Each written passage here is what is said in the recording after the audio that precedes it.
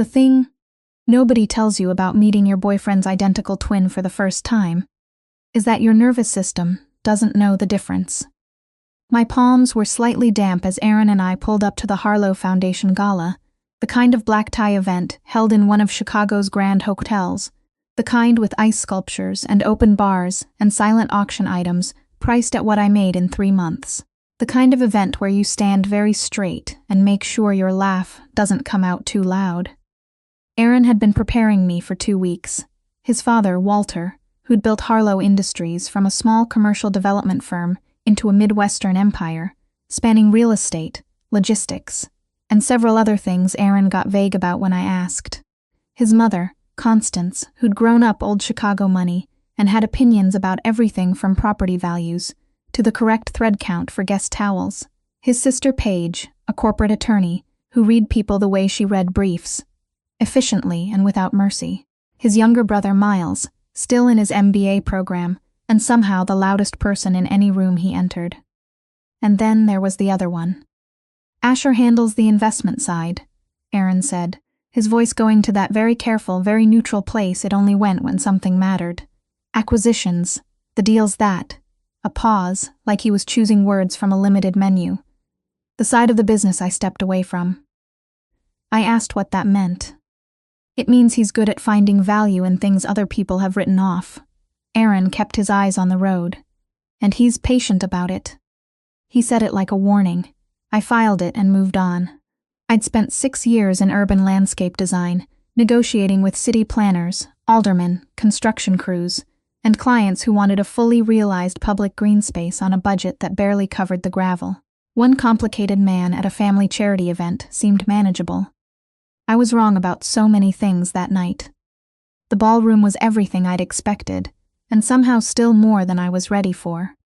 Aaron's family greeted me in descending order of intimidation. Walter took both my hands when he shook one of them, which is the move of a man who ran for city council twice and still had the instincts. Constance looked at my dress, a deep green wrap I'd spent 3 days agonizing over, with an expression I couldn't read, and spent the rest of the evening trying to decode. Paige asked measured questions about my firm in a way that felt conversational, but had the structure of a deposition. Miles knocked over a champagne flute within the first 30 minutes, then spent the rest of the night making it part of his personality. I kept bracing for something to crack me. It didn't.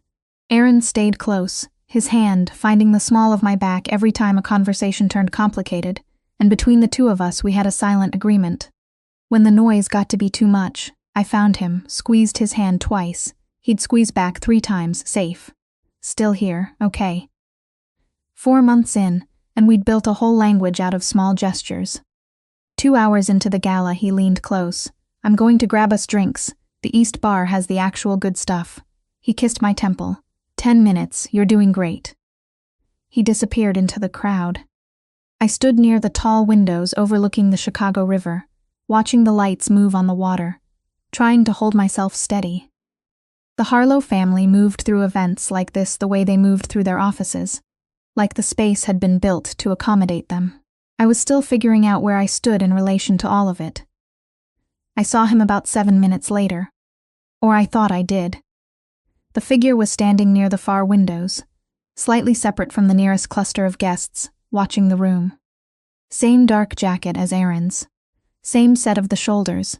That particular way Aaron had of holding himself, when he was observing rather than participating, weight shifted back slightly, one hand tucked in his jacket pocket. I recognized it the way you recognize something that belongs to you. The sight of it made my chest ease. I crossed the ballroom, navigating around conversations and catering staff, my heels quiet on the marble. I came up behind him, touched his hand, squeezed twice. His hand was warm, marginally larger than I expected, maybe, but I'd had 2 glasses of champagne and I wasn't measuring. He squeezed back. 3 times, exactly right. I exhaled fully for the first time all night, leaned slightly in, keeping my voice low under the string quartet, carrying on nearby. Okay, I need to tell you something. I think your mother looked at my dress when we walked in, and I cannot stop replaying it. Every time I talk to her, I'm thinking about it. Is that in my head? The man turned around. He was not Aaron.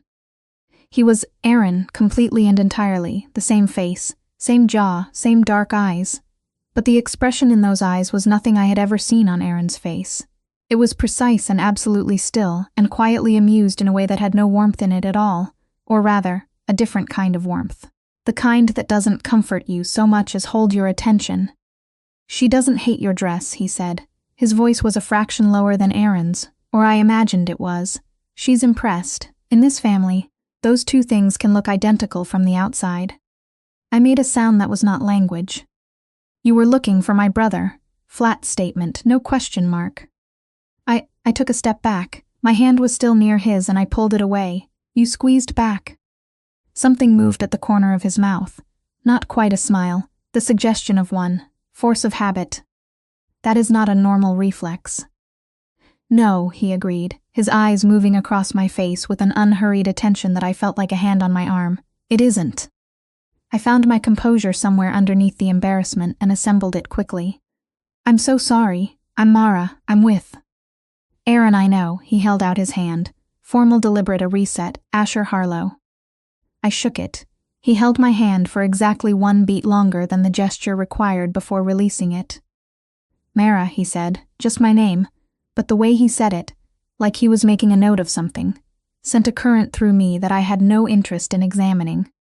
Aaron materialized 2 minutes later with our drinks, looked between us, and went momentarily very still before his face rearranged itself into something easy and welcoming. "I see you two met." "She found me," Asher said, with a look at his brother that I couldn't fully interpret. "The lighting," I said. "From behind your—" "It happens," Aaron said, and handed me my glass. The tone of it told me it didn't happen that often. The rest of the evening passed in a controlled blur. Asher spoke very little. He moved through the room the way certain people do, quietly, and yet every group he passed through seemed to reorganize itself slightly without anyone acknowledging why. He ended up at our table for dessert, 3 seats away, and I was aware of his stillness the way you're aware of a sound in a quiet house. Not alarming, just impossible to stop tracking. He looked at me twice across the table. The second time, I'd already been looking. Aaron was attentive all evening, said the right things to his parents, kept his hand near mine. I kept telling myself, this is the man you came with. This is the man who knows your coffee order and texts you before 7 a.m. because he knows you're already awake, and who has never once made you feel like you were being studied. I drove home and lay awake thinking about the way Asher Harlow had said my name. I told myself it was the champagne. I wasn't convincing. My best friend Blythe had a supernatural ability to read my face that 8 years of friendship had only sharpened. She showed up at my office 2 days after the gala with iced coffees and an expression that said she already knew something was wrong before I opened my mouth. I lasted about 40 seconds before I told her everything. She listened, sipped her coffee, waited until I was finished. "So," she said, "you grabbed the wrong twin's hand, leaned in, and immediately told him your most vulnerable thought about his mother. I thought he was Aaron." And then he squeezed back. Which was a deeply strange thing to do, yeah. She tilted her head. "Was he attractive? Not in the abstract. Specifically to you, in a way Aaron isn't." I opened my mouth, closed it. "Oh no," she said quietly. "It doesn't mean anything," I said. "Strange situation, nervous system misfire, open bar.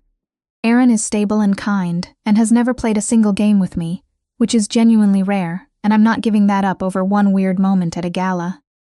Say that again, without the voice you use when you're convincing yourself.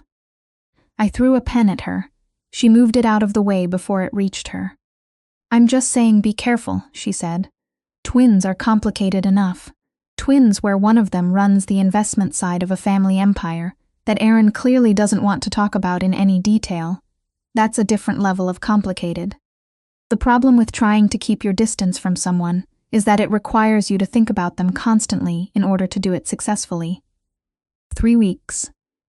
I tracked the time like a bruise I kept pressing to see if it had faded. It hadn't. He texted from an unknown number on a Tuesday morning.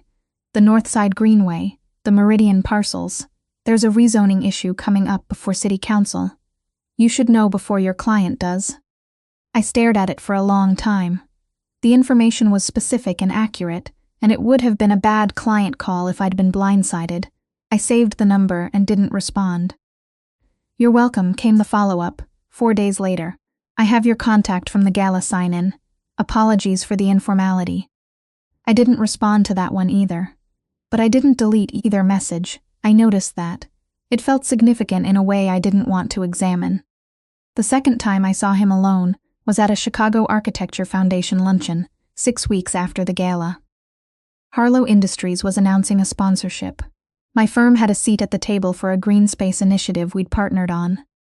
I saw him before he saw me, which gave me 10 seconds of false confidence, before he turned and located me from across the room, with a precision that suggested he'd been aware of my presence for longer than he'd let on. He crossed to me without hurrying. Mara. Mr. Harlow, I needed something to hide behind. Asher, he said, I think we're past that. I'm not sure we are. You saved the number.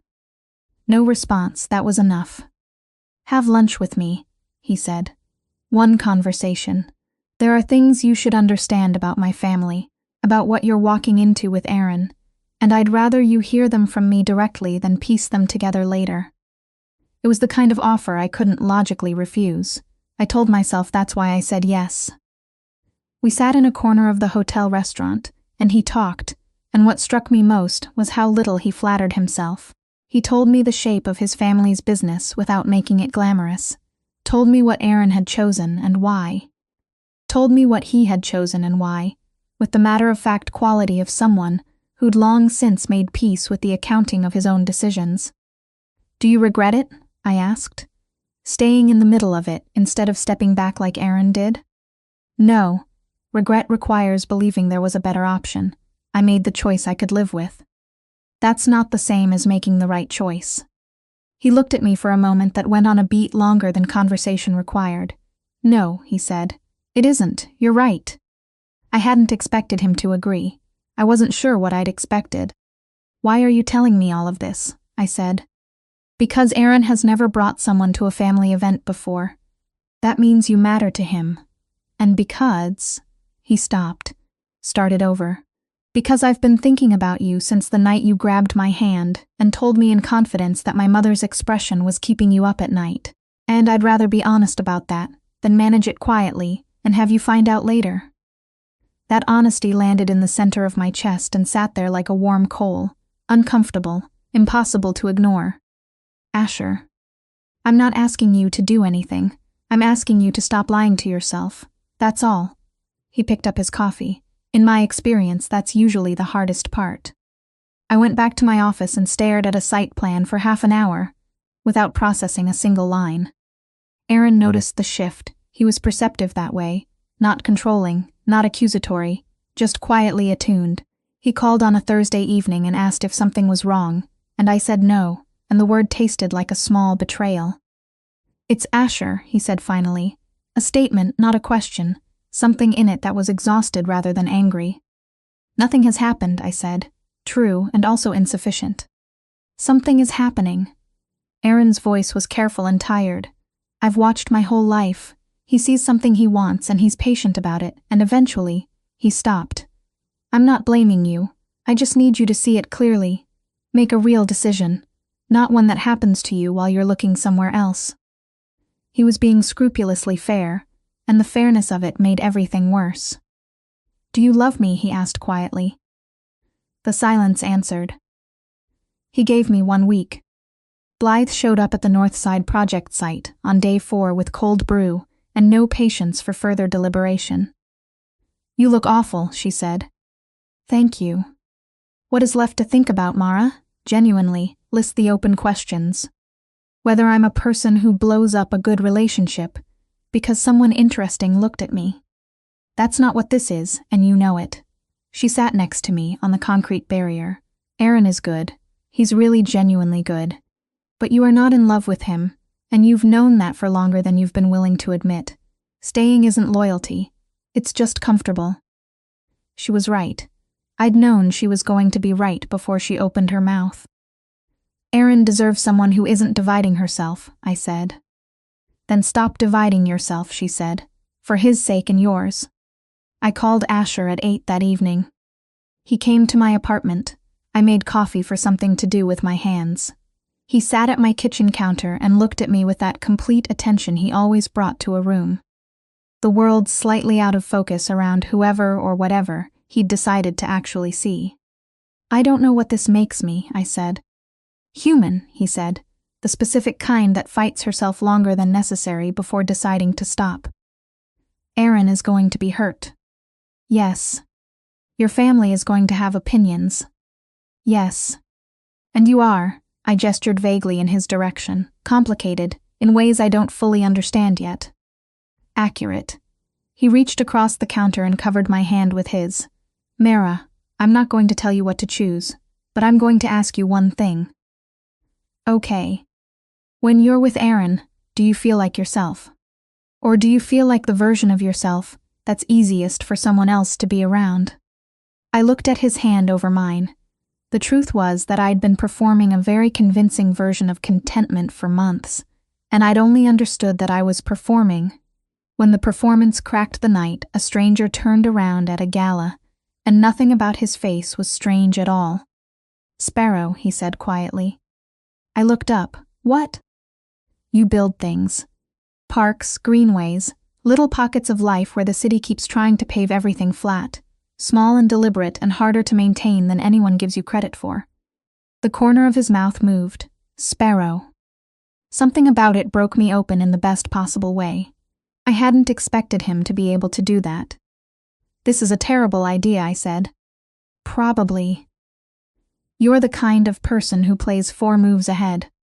At minimum. And I need you to understand. I stopped. Steadied myself. I'm not choosing you because you're intense and unpredictable, and that sounds exciting. I'm choosing you because I feel like myself when I'm with you. Sharp edges and all. I need you to know that's the reason. He looked at me for a long moment. Then he said, I know, that's why I waited. I have to tell Aaron in person, I said. Tomorrow. He deserves that. I'll be here when it's done. Aaron was already at his desk when I knocked the next morning. He looked up, and his face told me he'd been expecting this, and had hoped, quietly, that he was wrong about himself. I sat across from him. I didn't let myself soften past what was kind. You've been nothing but honest with me, I said, and good, and you deserved better than someone who wasn't fully present. But, he said, I have feelings for Asher, real ones, and staying with you while that's true isn't fair to either of us. Aaron was quiet. He looked out his window at the skyline, his father's skyline, the clean version of it that he'd chosen. He's going to be a challenge, he said finally. I know. He challenges everything, especially people he actually respects. He met my eyes. I could tell that night at the gala. You pushed back at him and he went completely still, and Asher only does that when something genuinely holds his attention. He paused. I'm not angry. I want to be. It would probably feel better. You're allowed to be angry. It won't help. He walked me to his office door, stood there with his hand on the frame, and then, I hope he knows what he has, I mean that. I made it to the elevator before I let myself feel the weight of it. The first Harlow dinner with Asher and me arriving together was exactly what I'd expected, and somehow still harder. Constance met us at the door, studied me for a moment, then gripped my shoulders and looked at me steadily. You've moved from one of my sons to the other, she said, with no cushioning. I hope you understand what that means in this family. I do. Asher has not brought anyone here, not once. That tells me this is not casual. Don't be careless with it. She released me. Now come in. Walter made his mother's sauerbraten and it will change your life. Aaron's seat was empty. He hadn't come. Paige was precisely civil. Miles broke the tension with 3 bad jokes and apologized for 2 of them. Walter watched me across the table with the eyes of a man who'd built something out of correctly reading people for 40 years. You picked the complicated one, he said during dessert, direct as a line item. He picked me first, I said. I just stopped arguing with it. Walter looked at Asher. Some compressed communication passed between them that I didn't have the vocabulary for yet. Fair enough, Walter said. Aaron came to dinner 6 weeks later, no announcement. He just walked in, said hello to his mother, took a drink from Miles, and sat down. When our eyes met, his expression held something that was working its way from wounded toward resolved. Not there yet, but moving. He and Asher stood together in the hallway after dinner for a few minutes. I wasn't meant to hear. "She's good for you," Aaron said. "Don't waste it." Asher was quiet for a moment. "I know. I'm sorry for how it happened, Aaron. I mean that." "You could have walked away." "No," Asher said. "Just the fact of it, no defense. I couldn't, and you know that." Aaron left without saying goodbye to me that evening, but he came back the next month, and the month after. Slowly, in the way actual healing works, not in one clean resolution, but in small increments, the way you build something that's meant to last. Months out from that charity gala, what I know is this: the mistake was not a detour, it was a beginning. I spent weeks trying to talk myself back onto the path I'd planned, safe, sensible, no complications, and all I did was exhaust myself while the thing I was avoiding got harder to avoid. Asher is still the kind of person who operates 3 steps ahead of most rooms. He still calls me Sparrow in front of his family, which makes Paige exhale with great patience and makes Miles absolutely lose his mind every single time. He still moves through the gray areas of his work with a calm that sometimes unsettles me, and when it does, I ask him directly, and he answers directly, because the one thing he has never been with me is anything other than honest. That's what was missing before. Not excitement, not danger, just someone who told me the truth without softening it first. Aaron, by all accounts from Miles, is doing well. There's someone in Denver, apparently. Someone uncomplicated, someone who doesn't spend charity galas making accidental contact with the wrong person and then spending weeks pretending she doesn't know why she's still thinking about it. I'm glad. That's not a complicated feeling, it's just true. Sometimes the thing that changes everything looks like a mistake. You reach for a hand in a dim ballroom and get the wrong one. You say something that was meant for someone else. The man turns around, and there's a face you already know, wearing an expression you've never seen before. And eventually you understand that the only real mistake would have been pretending you hadn't felt it at all.